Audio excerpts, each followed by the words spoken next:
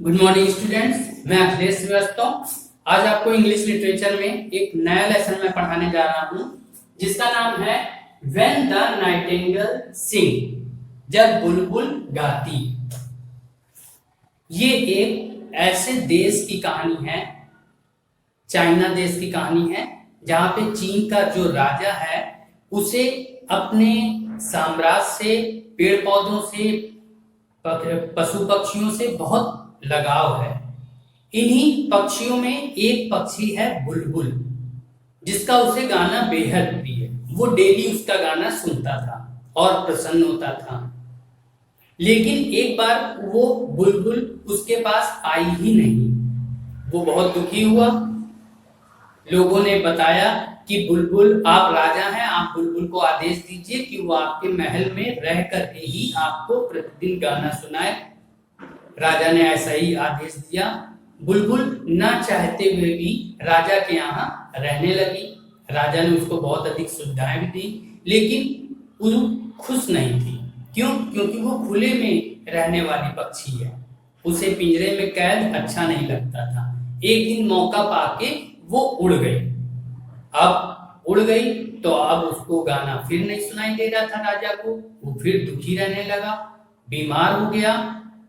लेकिन फिर इसके बाद क्या होता है, ये चीज मैं आपको जब ये लेसन पढ़ाऊंगा तब आपको पता चलेगा। तो आइए पहले मैं आपको ये लेसन रीड करवाता हूँ।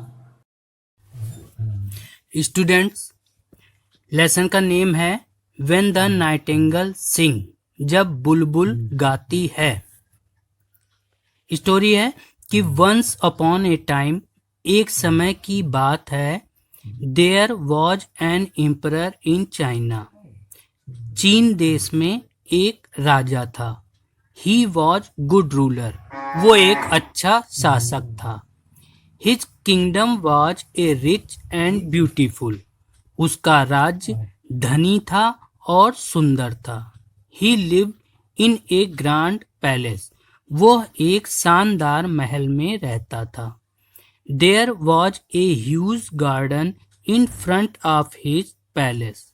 उसके महल के सामने एक बहुत बड़ा बगीचा था। The green trees, the colorful flower attract many birds from the nearby forest. उसके बगीचे में रंग बिरंगे फूल थे और पेड़ थे, जिससे पास के जंगल के पक्षी उससे अट्रैक्ट होके यानी आकर्षित होते थे और वहां आते थे। Among those birds was a nightingale which sang sweet song. उन्हीं में एक बुलबुल थी जो मीठा गाती थी। The emperor was proud of his kingdom. राजा को अपने राज्य में, अपने महल का और अपने बगीचे पे बहुत घमंड था।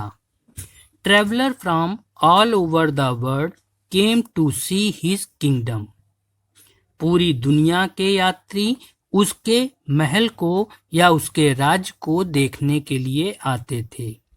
But what they like the best was the song of the Nightingale, पर उसे बुलबुल का गाना सबसे ज्यादा पसंद था।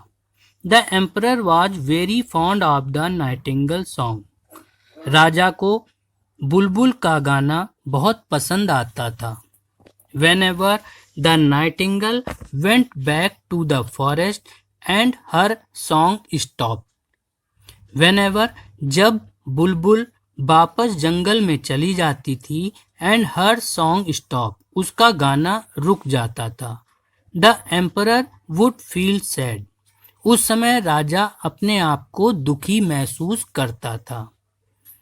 One day, the emperor was feeling sad because the nightingale had not come for the past 2 days. एक बार राजा बहुत दुखी था, because क्योंकि Nightingale had not come for the past 2 days. वो बुलबुल 2 दिन तक वहां पर नहीं आई थी। Seeing his condition, one of his ministers said, उनकी दशा को देखकर उनका एक मंत्री बोला, your highness, you are the emperor of this kingdom. महाराज, आप इस राज्य के राजा हैं। Why don't you order the nightingale to stay in your palace. आप बुलबुल को आदेश देकर उसको महल में ही ठहरने को बोलिए। Then you can hear her song forever. तब आप हमेशा उसका गाना सुन सकेंगे। The emperor like the idea. राजा को ये विचार अच्छा लगा। He sent his message to the nightingale. उसने यह संदेश बुलबुल को भेजा। When the nightingale came, जब बुलबुल वहां आई, the king repeated his wish to the little bird. राजा ने उस छोटी चिड़िया के सामने अपनी यह इच्छा रखी। My song sound best in the open air, said the nightingale. बुलबुल ने कहा, मेरा गाना खुली हवा में ज्यादा अच्छा होता है। But the emperor insisted that she stay with him in the palace. But the emperor insisted, लेकिन राजा के बार बार आग्रह करने पे वो महल में ही रुक गई।